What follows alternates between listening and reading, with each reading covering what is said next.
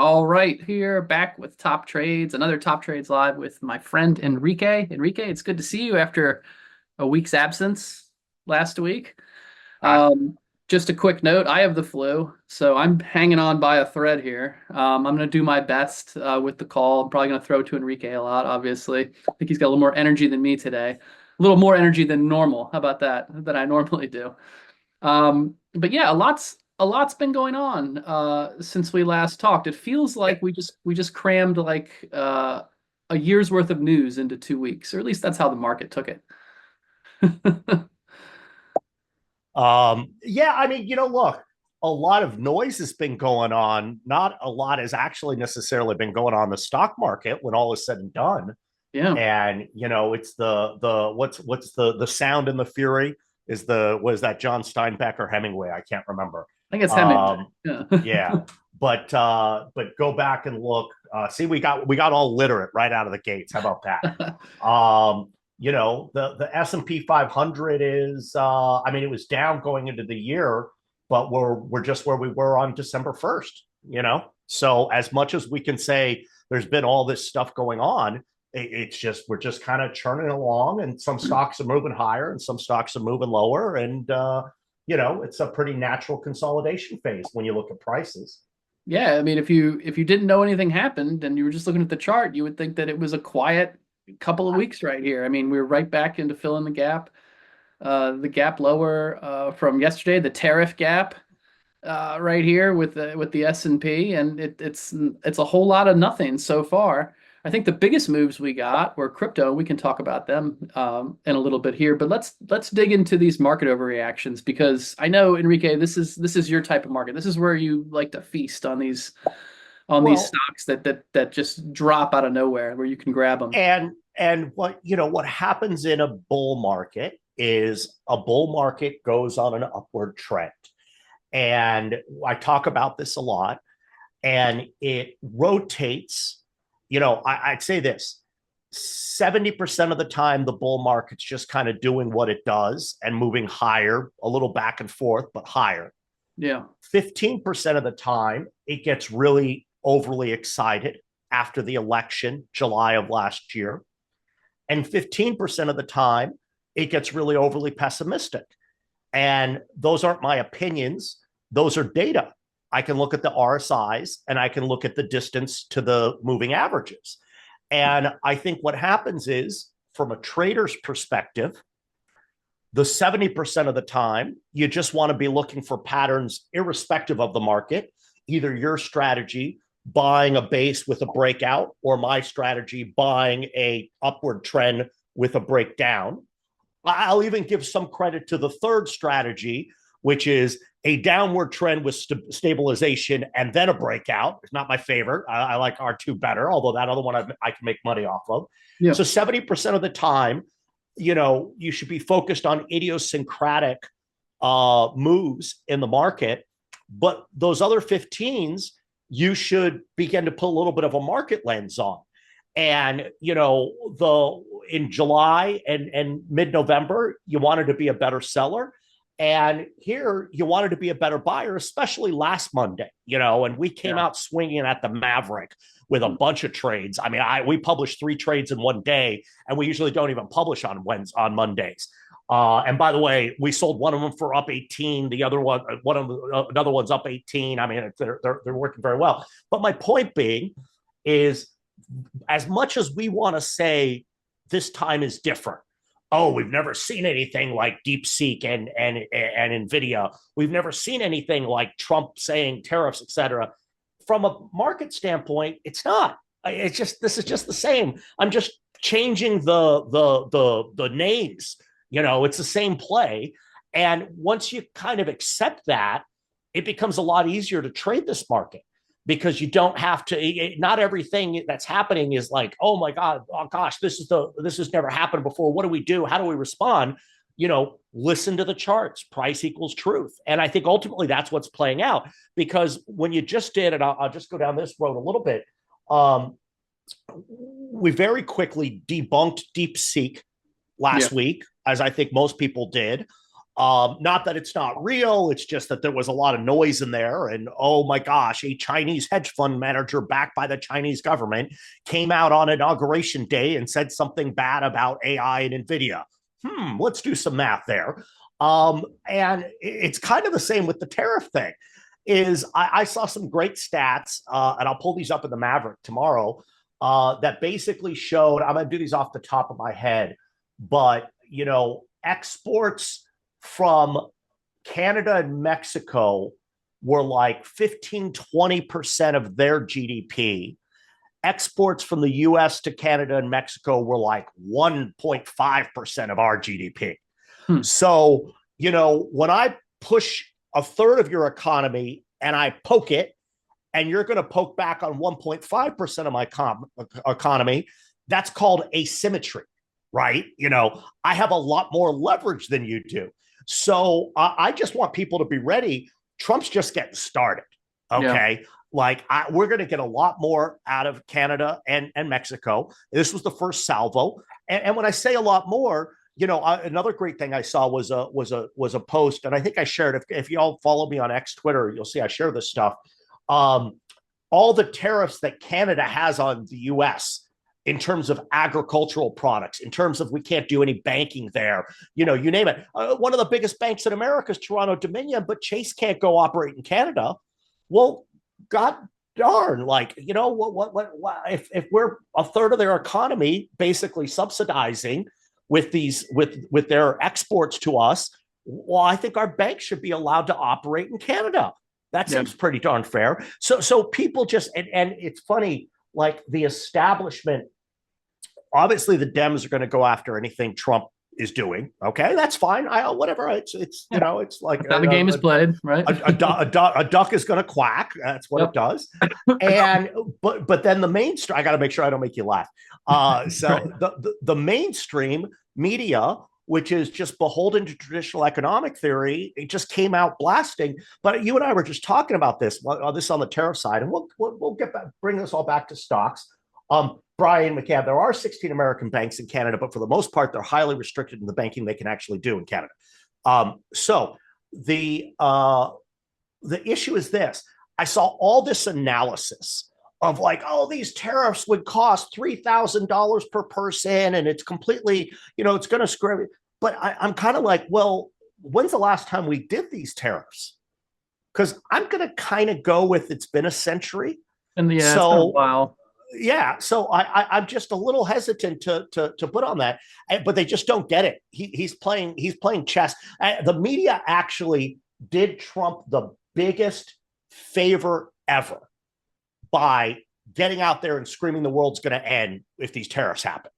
Yeah. That actually freaked Canada and Mexico out more than it freaked us out. So I think we're in a bull trend. I do it every week on the Maverick. We talk about William O'Neill. What can slim? The M is market. And the first thing you want to do is figure out what kind of market you're in. You're either in a bull market, or a bear market. Honestly, bulls can be a little bull or a big one. And we're in a bull market. And so I think it's going to shake off these things because, the market will tell us when we go into a bear market. And we will eventually, as you and I were talking about. Yeah, and maybe the reactions, or at least the overnight reactions, won't be as extreme once the market and the media start to realize that like there's going to be action. There hasn't been action in a while out there from the political scene. We've had kind of an absent, administration for a while, and then I think the prevailing logic of Trump coming in, at least the mainstream logic, was he's going to talk a lot, but he's not really going to do these things. Well, he's really doing things, and it's happened very quickly. Yes and no, because he hasn't really done. I mean, so that gets to another, and I'm going to write this in Truth and Trends. The Doge stuff is fascinating. Shutting down U.S. aid, and we can talk about the method to the method to that madness, and it's definitely a method, and it definitely may be totally crazy too. But he's not really doing anything. I mean, how many tariffs? So the China tariffs went in, or will actually go in tonight. Is it the China tariffs will go in, but none of the other ones have happened. Right. It's just been back and forth. Yeah. And he's just getting it. And the China one, that's the final one. Like the whole, shutting down that exception, the shipping exception for Shein and Temu, That's just the fact that that existed is insane. I don't know if you all know this, but since the 1930s, there's been like an $800 shipping exception that if you're shipping from China to here, or that's actually anywhere in the world, it's under $800, that you don't have to file customs in certain instances. So all the Temu Xi'an model is built on this, like not having to pay any basically taxes to come in, you know, and all that. And it just, the last piece on this, because it really gets me angry. They do all this stuff. It's so one-sided that there's in Europe massive agricultural subsidies, you know, massive like again banking restrictions, etc. And so I'm cool. You all can do that, but why don't we just do the same and we're cool? Because you know what? We're a hell of a lot bigger than you, and you need us more than we ultimately need you. And every one of these is just going to fold. Last thing, I posted this on Twitter, and you can see it already on the China one. I posted China put tariffs on 14 billion in U.S. goods, which is like half the move in Palantir stock today. And we put tariffs on 436 billion in China. So China gets it. Like, look, I got a lot of criticisms of Trump. I think he's just going to post a bunch of wins here on all this stuff. Yeah, it's definitely fascinating to watch this stuff play out. I put your X handle in the chat because somebody was asking about it. Yeah. So yeah, let's talk PLTR though, since that's the big earnings mover today. This is I mean, this is pretty frothy. This move that we're seeing, this 20% gap higher, and it's still running, or at least it was a minute ago. To me, this feels like a profit-taking opportunity on a stock like this that's just getting more and more stretched right here. How do you think this plays out in the weeks and months ahead? I think 6 months later, this thing's lower from today. At this point, I give it a 95% probability. Like I don't, you know, look, maybe 90.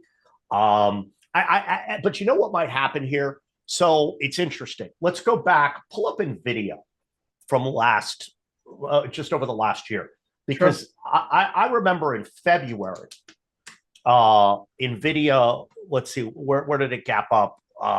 Back, so go a little bit further back than a year. The first gap up, the first gap up in Nvidia. I'm just pulling the chart here on my own. It gapped up was like 15. Well, so from January. Okay, so Nvidia last year, from January, the start of last year, it went from $50 to March. It went to 87. Mm-hmm. Then it consolidated for a few months, had a blowout earnings in May, and then went up to 130, which is where it's topped out now for 6 to 9 months. Yep. You know, I think something similar happens to Palantir. The difference, this is a weird juxtaposition. The difference with Palantir is it's much more expensive and they're not beating the numbers by as much. Now, on one side, you go, well, that makes it worse. On the other side, I go, well, the stock's doing it anyways. So Palantir, honestly, is entered into GameStop land. You know, like Nvidia was never a meme stock. It really wasn't. You know, Nvidia had massive earnings. Nvidia earns whatever 100. I don't know what's the Nvidia. Let's go look here. I'm going to pull up Nvidia's net income for this year. This is instructive. Nvidia pulls up net income. Nvidia is going to do 100 billion of net income this year. That's not a meme stock. Palantir, okay, much smaller company. I know it's a much smaller market cap, but we'll go to that in a second. Palantir is going to do $1 billion. By the way, and I posted this on Twitter also, maybe last night, Palantir pays out more in stock compensation to its management than it makes in net income. Yeah. So, you know, Palantir, there's other quirky things about Palantir.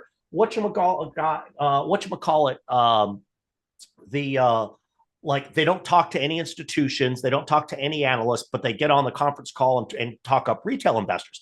I love retail investors. I'm for them too. But This is a pump and dump. It's a real company. It's an awesome company. They kick butt, no doubt about it. but they're issuing $1.5 billion worth of stock to themselves when they do $1 billion in net income, and then they're just going out and selling it, into this. So, look, if you made money on Palantir, awesome. Does the stock go higher? Sure. Does this end badly? Absolutely. Not where I want to play. And I guess that's really what it comes down to, is that especially here off of this move, like this is just not a this is not a high probability bet. And I wish they would have, like, the beat at Palantir. And I'm talking a little bit more, folks, because I'm trying to give Greg a break, just so you know. I know I always talk a lot anyways, but they reported 14 cents versus 11 cents. I mean, the stock trades, and I'll do this one last thing. You and I were doing this, and I don't think valuation is not a company that's super highly valued, that has high RSIs, goes higher in the short term, but is very dangerous. Palantir trades at 200 times PE, 60 times EV to revenue, and 150 times EV to EBITDA. Okay, so let's go, and they're growing 25%. Let's go to my favorite stock, Talent, TLN. I hope you all have made a lot of money in this stock. I hope you bought some last week.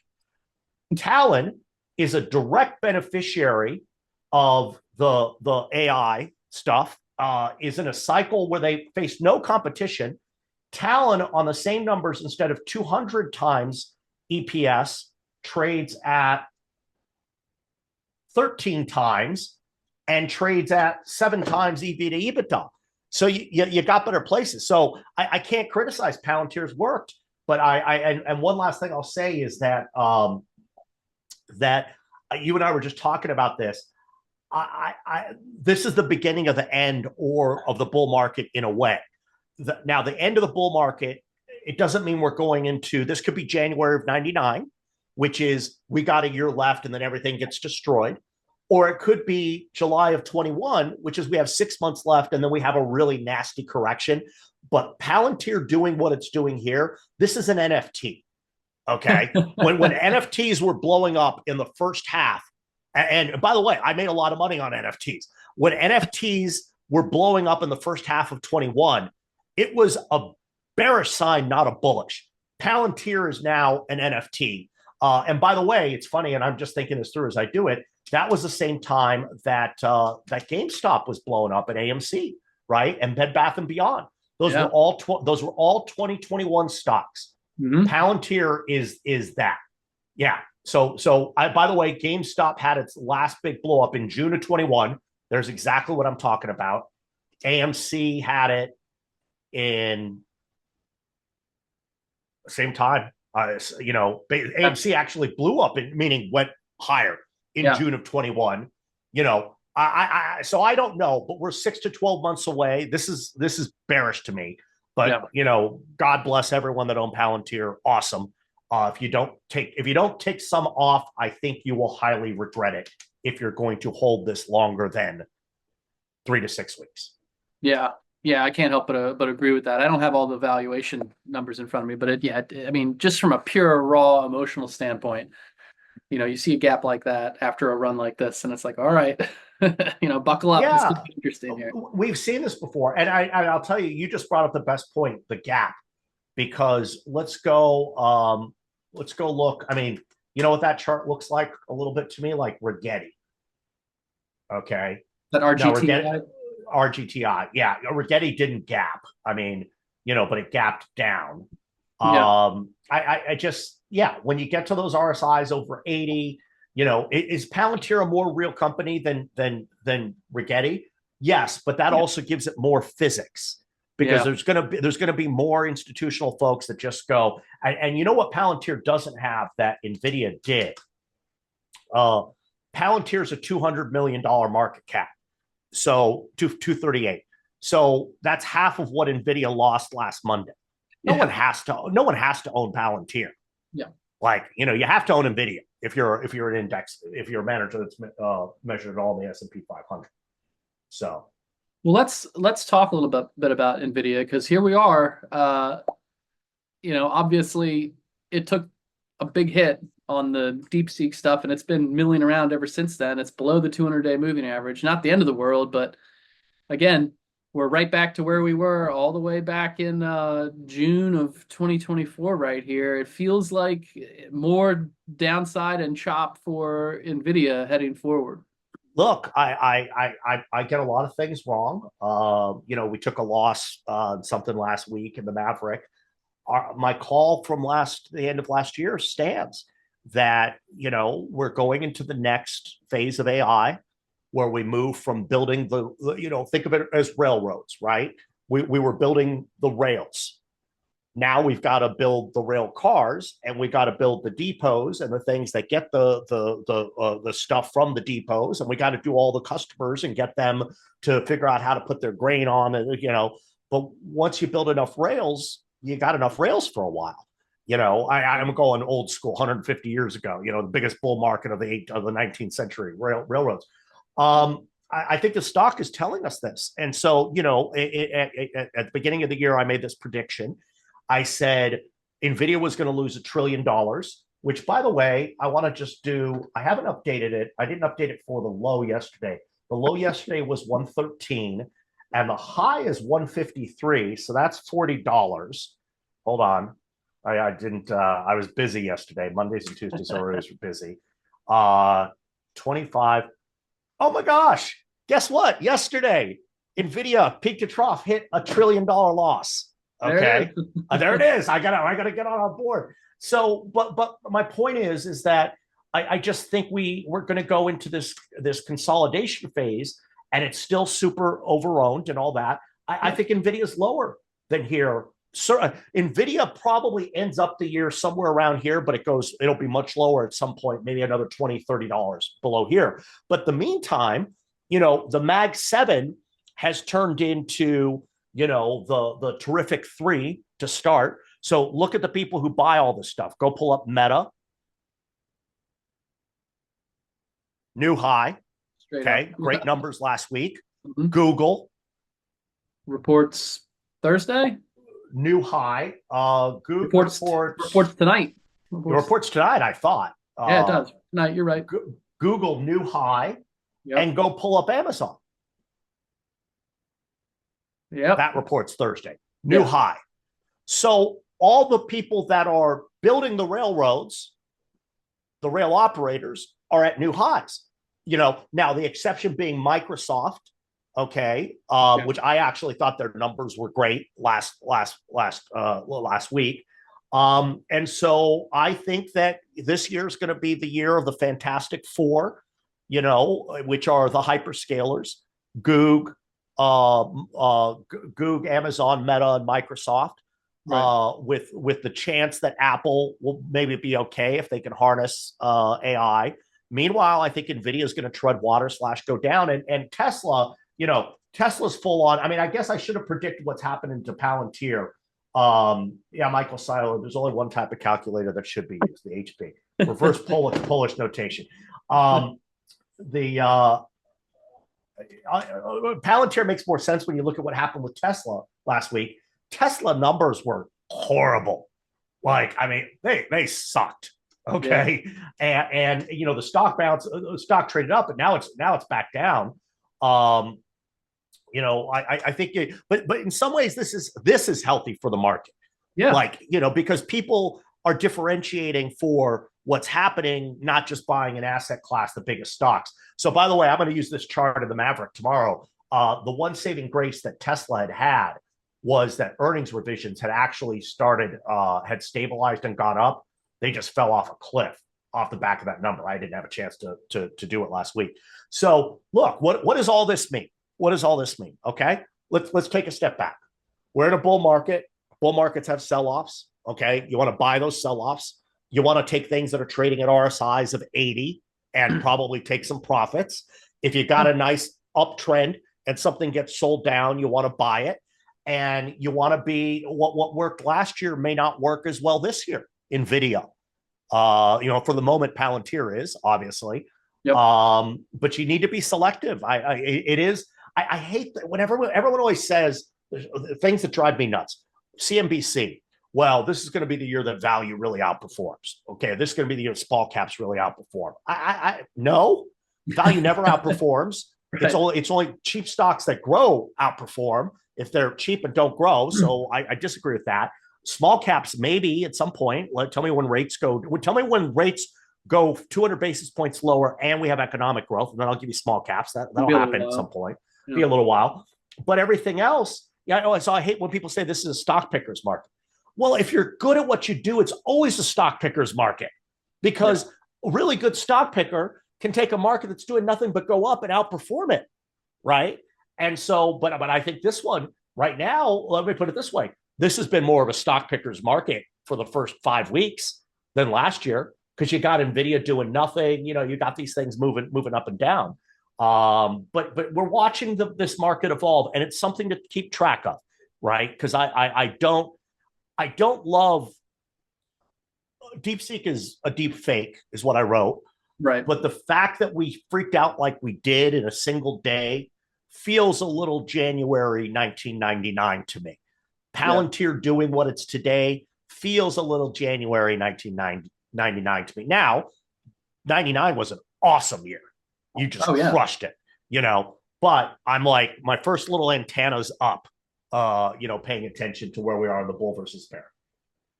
Yeah. I like your Fantastic Four. We have a lot of names going around. Sexy Six, Fantastic Four now. Stick with that one. Fantastic. Well, I didn't coin the Mag 7, but ever since then I've been using alliteration to come up with the terrific three, So no, I like it. And then we have and then now there's, I don't want to call them the terrible three, but you definitely have Nvidia, Tesla, and Apple now, on the underperforming side. That Apple chart, I didn't like that earnings reaction. Whenever I see a candle like this, following earnings that everybody initially really liked, gapped higher, and then just sold the thing all day, and you get a big red one. Yeah, that says more pain, more chop. The Apple chart actually remarkably looks like the Nvidia chart.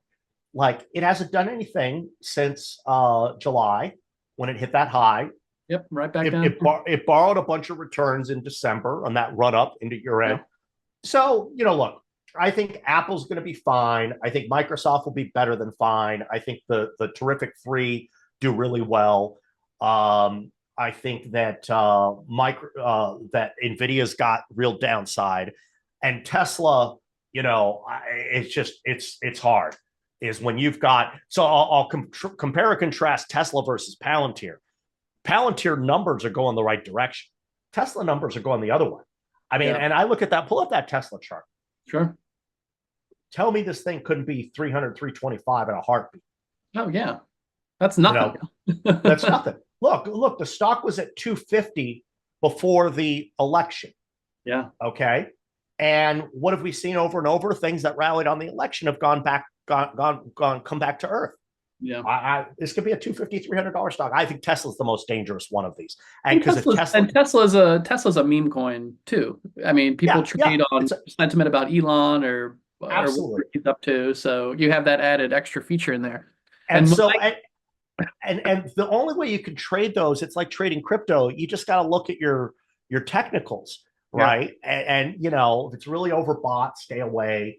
But I look at this. My problem with the Tesla chart is just that space to that 200 day and that 100 day. I just feel like that's not technically a gap, but I feel that space gets filled. Yeah. No, I hear you. So speaking of Tesla being a meme coin, the coins all got hit really hard on Sunday night. Bitcoin has recovered, but Ethereum is just becoming this serial underperformer. It's been years now since this thing has kept up.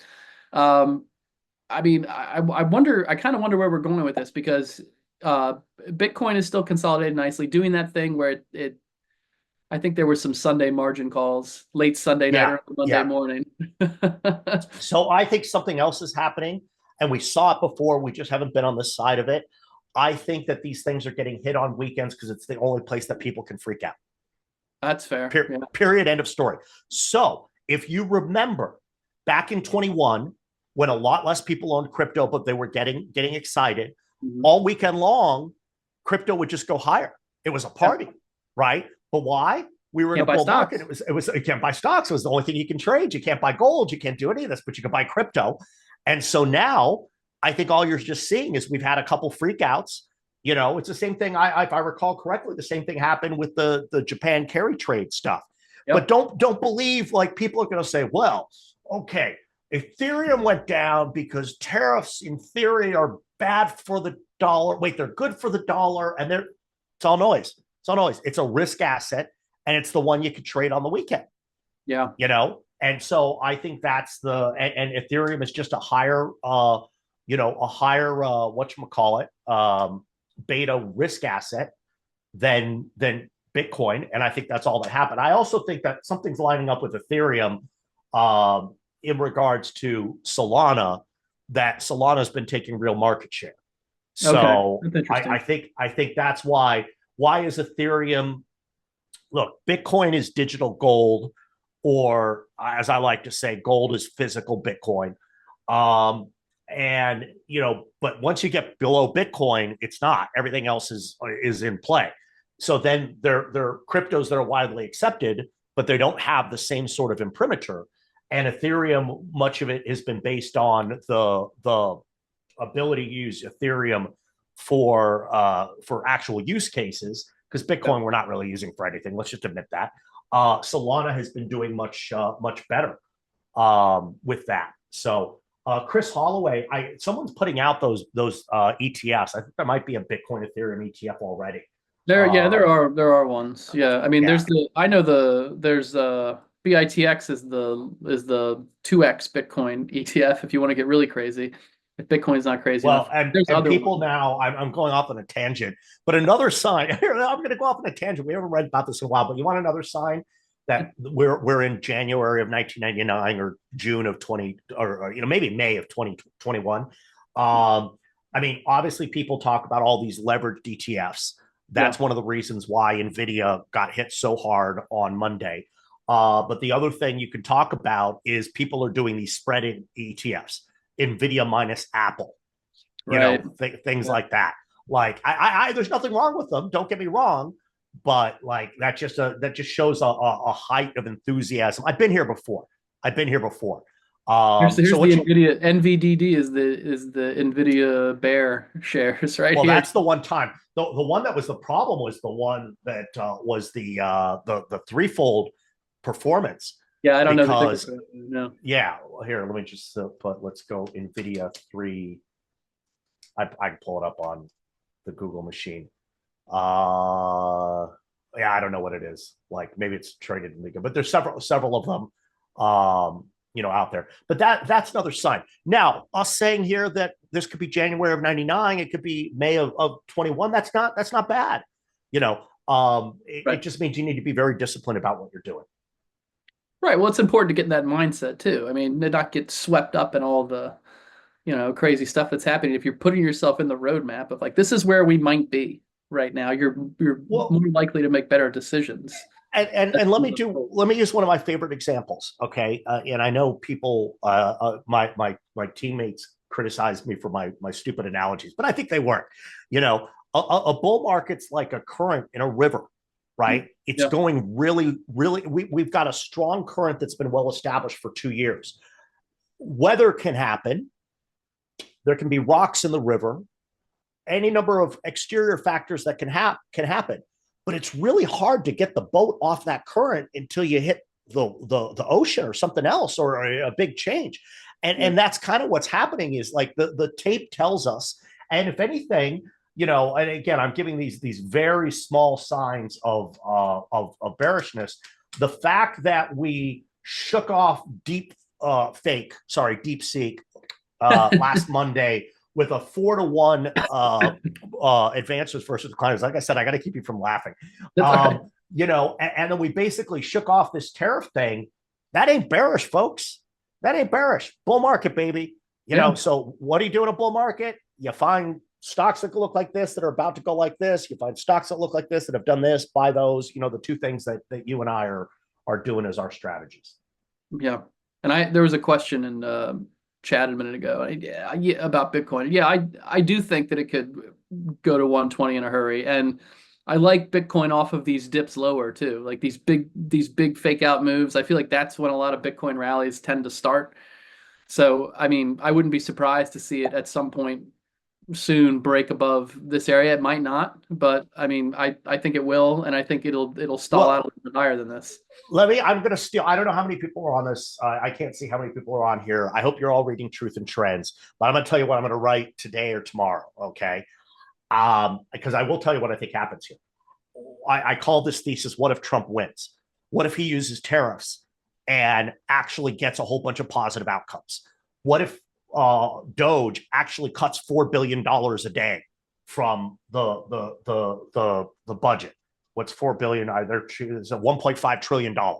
Okay, because and maybe if they're not even there, but I love these anecdotes. Like there was the White House press secretary saying that U.S. aid spent $32,000 on an LGBTQ comic book in Peru. Okay, now that's no comment on anything LGBTQ plus or whatever it is, but it's a comment about shouldn't be spending that in Peru, and that's $32,000. But Musk put up this tweet about this Lutheran charity that took in like $3-4 billion. I mean, he was taking in almost $1 billion in December. Like, I'm for charity. I'm for all this.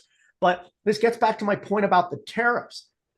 The establishment whose interest is to get themselves paid and protect themselves says, no, you can't do that.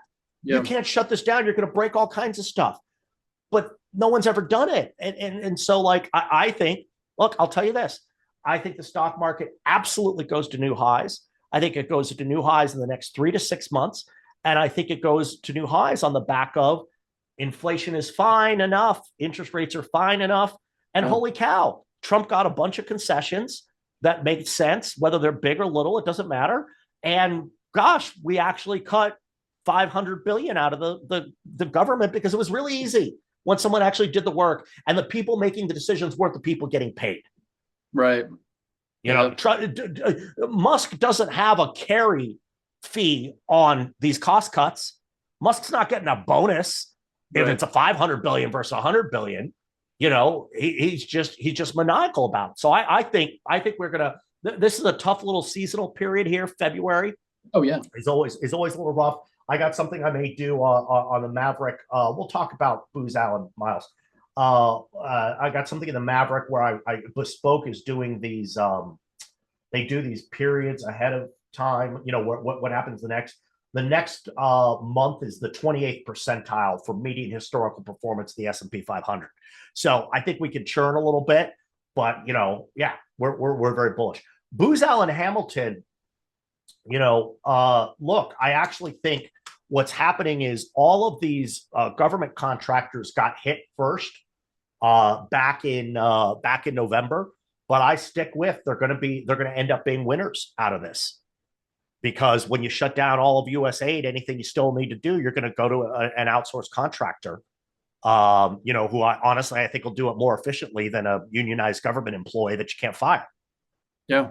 So I continue to I call them the Trump tsunami trades, of which there was a bunch of healthcare stuff and then a bunch of actually bespoke investment, just called they called them the Doge dogs. Okay, and those of you who follow me on the Maverick, Booz Allen is one that we went public with. Those of you who follow me on the Maverick, we got a couple Doge dogs in there. I think those are all going to be fine. You just got to be patient, but that's what you want to do. You want to buy that stuff, buy it right in this kind of market. We got a question in the chat about FTNT reporting earnings, and so let's see what we got here. I mean, they've been crushing numbers. Yeah. So they have. I forgot this chart. So I just pulled up the last 5 years of numbers. The last time they missed a number was 2016. Wow. The last quarter they beat by 21%. The quarter before they beat by 39%. I think someone's also asking about it because of the Maverick. Okay. It was one of our 2025 year picks. And that's why it was one of our 2025 year picks, is they've been crushing numbers, and numbers have been going higher. So I don't know, when a company's beat every number for, let me put it this way. So they report on Feb 6th. So that's Thursday. They beat every number since 2016. So I'm going to go with they're going to beat the number. Call me crazy. Sounds fair. Then, what's the stock going to do? Look, 1 out of every 3 quarters, they come out with something that shakes it up a little bit. Obviously, it gapped up, but that's the thing about buying these things that are beating numbers like this, like Palantir. At some point, Palantir is going to beat the number. The stock's going to trade down.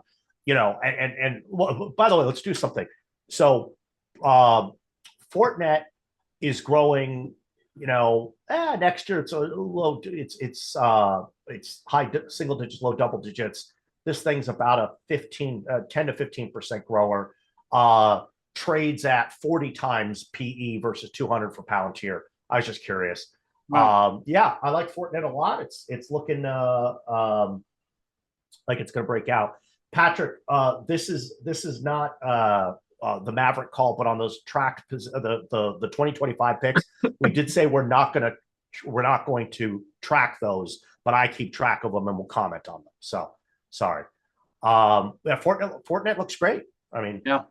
Can't argue with that. It seems like every earnings season they find a new gear to at least recently. So a body in motion tends to stay in motion. Yeah. And more impressively, they hold on to it.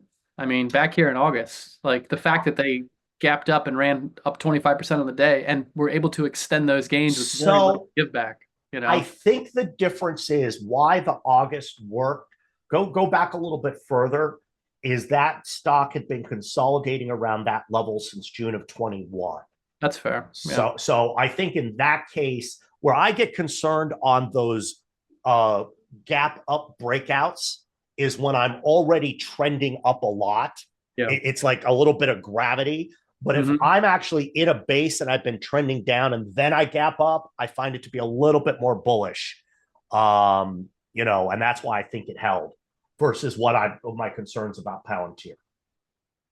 Speaking of bases, it's amazing to me how it feels like, and I know you're on record saying that like this could be the year of like the echo trade, these big base breakouts. It feels like we're really starting to rotate toward a lot of those stocks right now. And they're not getting hit when the market's getting hit. They're continuing to build up those sides of those bases. I know we've talked about, like in the past, we talked about Roblox. I own a few shares of Roblox right here. This thing has just been chugging higher since it broke out of this base.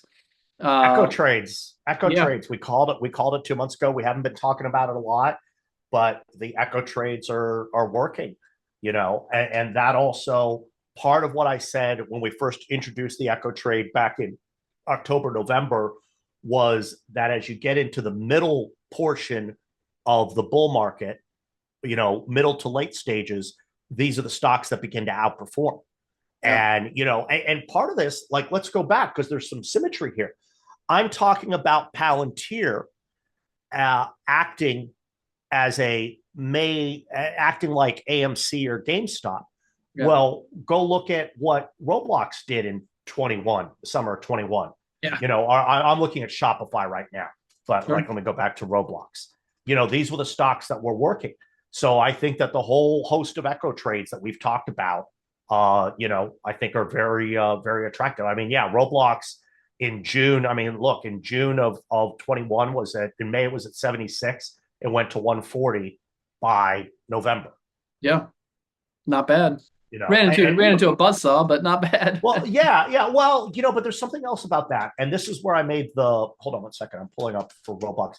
This is where I made the analogy from 2000, from the year 2000 to on the echo trades. What eventually happened with the echo trades is these companies grew into their valuations. So, look, in 21, Roblox is a bad example. It did 675 of EBITDA in 21. It'll do 770 this year, $1 billion next year, $1.3 billion. But that's why they're starting to go back up, right? Yeah. Is that they basically, the promise was always there. In 21, we borrowed 5 years of promise into 1 year, just like in 97 to 99, we borrowed 5 to 10 years of promise in a bunch of stocks. And then what happened was eventually that promise came through. Shopify is a great example. Shopify did 784 of EBITDA in 21. then did 100 million in 22 because it got its butt kicked, then did 852 last year and 1.5 billion this year. Great Canadian company, by the way. Nice, incredible stuff. Where else do we want to go here? Well, let's see what we got. Someone was asking about Caterpillar. I have not. I'm cold on Caterpillar. I have not looked at the chart. Let's see here. Looks like they moved lower after earnings here, but are still, I mean, looks fine to me. So I'd say, well-established uptrend. You've pulled back to that 200-day. I'm going to the earnings reports. They've been beating numbers. It's a little choppy. It's hard with these industrials, but they've got a good track record. But the only thing I care about earnings revisions, let's see. So they had positive earnings revisions right until this last quarter. So what I'd say is, and this last quarter you saw a negative revision. I'd say cats alike don't love. You've got an upward trending stock. Revisions have mostly been going higher. They've been beating numbers. You're at the 200-day moving average.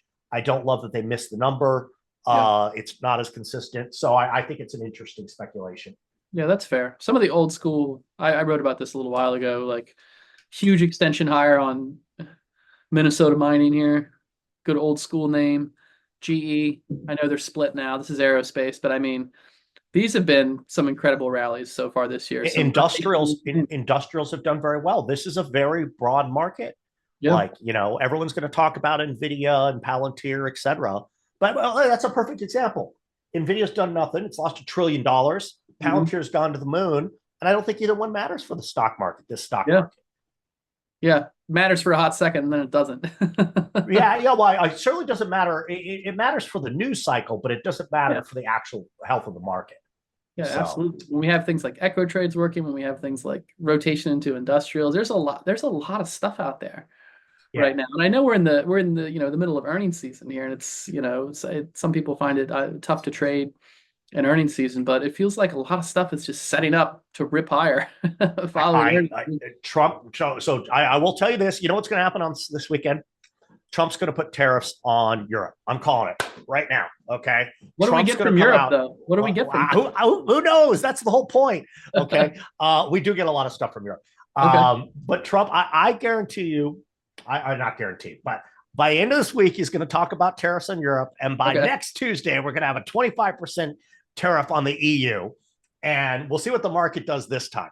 But because to me, like the EU is the one that's really, really messed up. He just went after 45% of our total imports are from, number one is Canada, number two is Mexico, number three is China. Okay. Yeah. It's $1.44 trillion of the $3.5 trillion that we import into this country. Okay. He just went after them and took them all to school. China responded with 14 billion of tariffs versus our 462. What's Europe going to do? Like, I mean, really? Like, and Europe also needs our gas. Like, Europe needs energy because of the whole, and there's a lot of levels to this. But that's gonna be the next catalyst, in my opinion, is that we're gonna see the Europe tariff battle, and then we're gonna move down to putting tariffs on like Africa and stuff like that. No one will pay any attention. Yeah, I'll be very interested to see if we get another fun song and dance on Sunday night if everybody decides to freak out again. It's well, I don't think they will after what's just happened. Get a little numb to it. yeah, but I'm really intrigued. I'm really intrigued because I think he's going to get real stuff out of this, and he should, because there's no reason why there should be these massive agricultural a trade imbalance where they then have massive agricultural subsidies or tariffs on our stuff, subsidies on theirs, tariffs on theirs, and we don't respond. So I think it's going to be a net positive, a nice net positive. And as long as it has an NPV of a little to a medium amount, I think it sets the market up to rip. And all this hand wringing, what are they going to wring their hands about next? USAID will go away and we won't skip a beat. Yeah. And pulling up the S&P again, we're right here, just sitting below all-time highs. Doesn't look like much is going on. Look, I mean, what do markets do? They consolidate. Mhm. And so now we've been consolidating at this post-election, what were basically the 6,000 level. Yep. We've gone 3 months. By the way, I feel like consolidations often go about 3 months. Time sometimes is more important than price. Yeah. I've written many times before. Yeah, look, I think we get through February. You know what else is coming back? All the buybacks, just so people know. Like we'll get through this week, and 95% of buybacks will be back because they go through blackout windows. Companies can't buy back stock within 2 to 4 weeks of reporting numbers because it would look bad if, I don't know, whatever, it's the SEC. But all the buybacks are coming back. So, yeah, we're going to look back at earnings season. At the beginning, when we spoke 3-4 weeks ago, we said earnings season is going to be just fine. Because remember, the market was freaking out right out of the gates. Remember on January 13th, how bad that was? So we talk about DeepSeek and how bad that was. But on January 13th, things looked a lot worse. We were at the 100-day moving average of the S&P 500. The equal weight SPW on that day, on January 13th, was at its 200-day moving average. And everyone's going reverse head and shoulders. Yeah. And lo and behold, it didn't. Why? Because we're in a bull market. Yeah. And until these things go until the 50 and 100-day go below the 200-day, we're in a bull market. Period. End of story. Yeah. It's not a head and shoulders till it breaks lower. It's just sideways action. Yeah, exactly. Don't quick call those head and shoulders. Well, you just have to be patient. And if we're in a bull market strategies work. And what are bull market strategies? The gold trade that you just did, the kind of things we're doing at the Maverick, all this. And so stick with it and churn it out. Because the other thing too, you got to remember, and this is why we stepped up in the Maverick so big on Monday. 70% of the time you can be churning out returns as a trader. 15% of the time in a bull market, you need to be aggressive. You can we made more money for readers in August to September at another product than we did for the whole year. And it's not because we weren't making money the rest of the year. It was because you got to know when to go for the throat. But that's also the benefit of experience and having people like us who've been doing this. I first started trading in 1995. So I guess I'm on my 30th year. I first began managing money in 97 and became a portfolio manager that year. So, yeah. Okay. So any questions? What else we got? Well, I think there's some Maverick specific stuff that you're going to discuss tomorrow. Your power hour call is tomorrow. So yeah. I don't want to borrow from that because then I won't have anything to talk about. Yeah, exactly. I won't have anything to talk about. So everybody who's a Maverick subscriber, look out for that one. I'm fading over here. I'm gonna go eat some soup. So I'm gonna call this one a couple minutes early. And try to recover a little bit, and so we can be good to go for the rest of the week. Same thing happened to me. I don't know if you remember. It was on the Maverick call, right, the first week of the year, and I got to about this point. I was on with Chris Harris, and I was just I was talking like this, and so. But hey, everyone, just here's the thing. Just remember, first thing you walk in every morning, ask yourself, bull market or in a bear market. We're in a bull market. Do your trades accordingly. Listen to the news. You always want to listen to everything, but I always talk. I talk about this concept. The news is the lyrics, but not the music. Listen to the music, not the lyrics, and then you're going to understand this market, and then you're going to be able to make money off of deep fake / DeepSeek. You're going to be able to make money off of Trump, trade friction. We'll call it wrangles as opposed to wars. Because that's what they end up being, if even that. This is a great time to make money and be aggressive. Yeah, definitely. And yeah, thanks everybody for putting up with me and my lack of energy, my wheezy voice here. I'll be back and good to go next week. And thanks Enrique for carrying the call. Really appreciate it. All right. Take care. Thanks for tuning in, everybody. Cool. Appreciate your time. Thanks, everyone. Bye.